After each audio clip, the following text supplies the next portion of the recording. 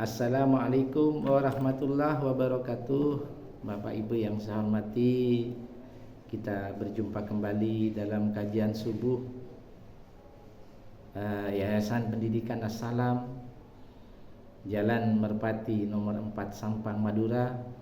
Hari ini Sabtu 27 Desember 2025. Tema pada pagi hari ini adalah kasih sayang di dalam keluarga. Bapak Ibu yang saya hormati, di dalam kehidupan berumah tangga itu kepingin kita rasanya itu hidup bahagia bersama anak-anak kita, bersama istri yang kita cintai, atau bersama suami yang kita cintai. Kita merasa saling membutuhkan, kita merasa saling memberikan semangat atau support. Nah, itulah sebenarnya keinginan kita. Kita tidak ingin di dalam rumah tangga itu ada semacam konflik, masalah, pertengkaran, baik itu dengan anak-anak maupun dengan istri maupun dengan suami. Nah, tentunya harapan itu harapan kita semua, Bapak Ibu. Namun demikian, Bapak Ibu, tidak jarang kita menjumpai di dalam rumah tangga itu ada permasalahan suami dan istri, ada permasalahan dengan anak-anak, ya. Tapi yang jelas permasalahan pasti ada. Tapi yang paling penting bagaimana mengemas permasalahan itu justru semakin mendekatkan diri kita kepada Allah. Justru membuat diri kita ini semakin merasakan kebahagiaan berumah tangga. Bukan semakin kita jauh dari Allah, atau justru permasalahan-permasalahan itu semakin berkembang dan memunculkan masalah baru. Bapak Ibu yang saya hormati, coba kita renungkan sebuah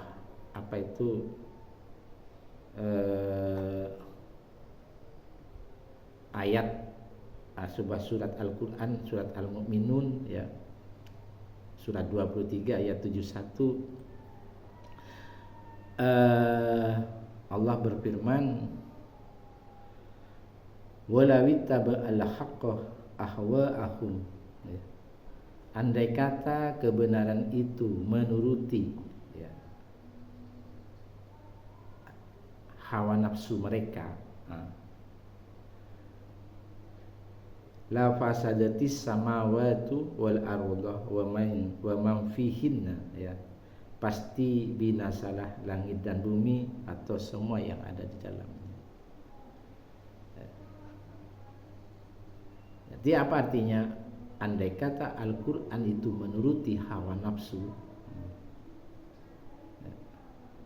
maka hancurlah keadaan ini, binasalah.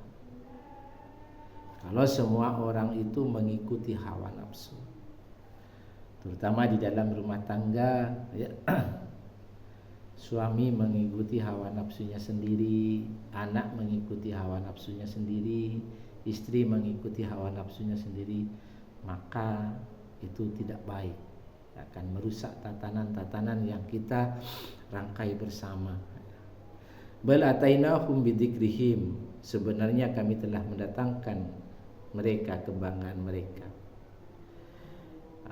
Apa yang dimaksud? Yaitu mendatangkan sebuah pedoman hidup kita, yaitu Al-Quran, yang terkandung di dalamnya kemuliaan. Fahum an dzikrihim mu'ridun, tetapi mereka berpaling dari kebanggaan itu. Nah, itu ketika Allah memberikan kita sebuah Al-Quran untuk kita jadikan landasan kehidupan berumah tangga, justru kita menjauh, kita menganggap di luar itu yang lebih baik, ya. Karena kita merasa cukup dari segi ekonomi, kita yakin kemampuan kita. Karena kita diberikan kekuasaan, maka kita cukup dengan kekuasaan itu, ya. Kadang-kadang kita bahwa tanpa pertolongan Allah maka hidup kita tidak akan ada artinya, Bapak Ibu. Maka seperti yang saya katakan tadi, apabila di dalam sebuah rumah tangga semuanya mengikuti hawa nafsunya, ya, maka hancur rumah tangga itu. Lalu bagaimana untuk menyatukan kembali rumah tangga itu? Maka kita harus merenungkan sebuah ayat, ya, di dalam surat Al-Anfal ayat 63. Allah berfirman, wa allafa baina qulubihim, dan yang mempersatukan hati atau kalbu mereka. Lau anfaqta ma fil ardi jami'am ma allafta baina qulubihim. Walaupun kamu membelanjakan semua kekayaan yang berada di bumi, niscaya kamu tidak akan mampu mempersatukan kalbu mereka. Jadi Bapak Ibu, sangat wajar Bapak Ibu. Jadi kalau misalkan satu contoh, misalkan kita membelikan apa yang diminta oleh anak-anak kita. Misalkan kita anak misalkan kepingin HP, kita belikan. Dengan harapan anak itu tak patuh kepada dia. Itu mustahil Bapak Ibu. Mustahil. Karena Allah sudah memperingatkan itu. Anak kepingin sepeda motor, kita belikan, ya, dengan harapan mereka itu akan mematuhi perintah kita agar menjadi anak. Mustahil, tidak mungkin itu terjadi. Lalu kapan itu bisa mempersatukan? Maka kata Allah, walakinnallaha allafa bainahum, akan tetapi Allah telah mempersatukan kalbu mereka. Jadi yang dapat mempersatukan itu hanya Allah, bukan kita. Walaupun kita jadi guru misalkan, mendidik anak, kita memberikan nasihat setengah mati, dari yang lembut sampai yang keras, tapi Allah tidak mengizinkan, Allah belum memberikan petunjuk, maka itu tidak bisa. Oleh sebab itu, karena di dalam tubuh kita itu ada hawa nafsu dengan jiwa, maka giringlah anak itu ke jiwa dulu.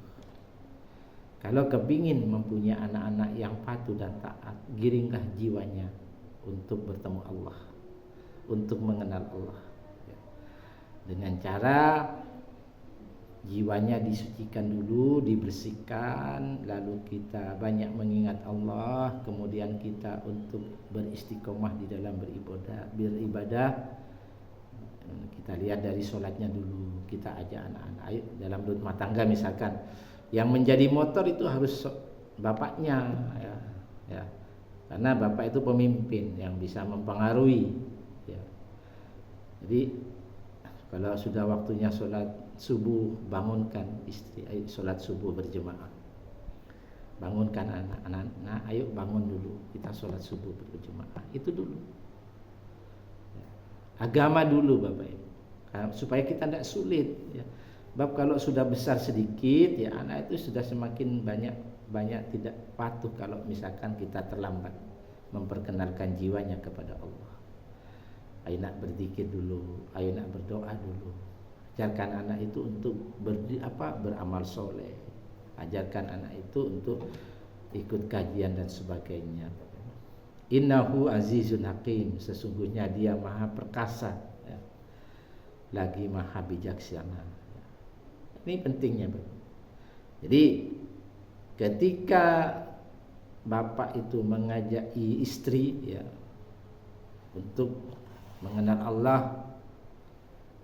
bapak mengajak anak-anak untuk mengenal Allah, maka itu nanti dimudahkan oleh Allah. Maka anak-anak kita akan menjadi anak-anak yang penurut, anak-anak yang soleh dan solehah. Suami kita, istri kita, kalau sudah mengenal Allah itu gampang, ya. Tapi kalau semuanya dikendalikan oleh hawa nafsunya, suami dikendalikan oleh hawa nafsunya, istri dikendalikan oleh hawa nafsunya, anak-anak dikendalikan oleh hawa nafsunya, ya, maka akan terjadi perang setiap hari di dalam rumah tangga itu. Suami dengan alasannya sendiri, istri dengan alasannya sendiri, anak-anak dengan alasannya sendiri. Karena Allah sudah lepas tangan itu. Allah tidak mau ikut campur tangan itu. Kenapa? Karena orang-orang di dalam rumah tangga itu jauh dari Allah. Ini yang kita takutkan, Bapak Ibu.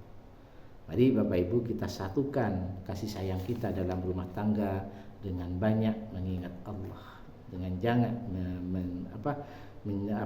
menjaga jiwa kita untuk menjadi suci, menjadi bersih, dan selalu berkomunikasi dengan Allah.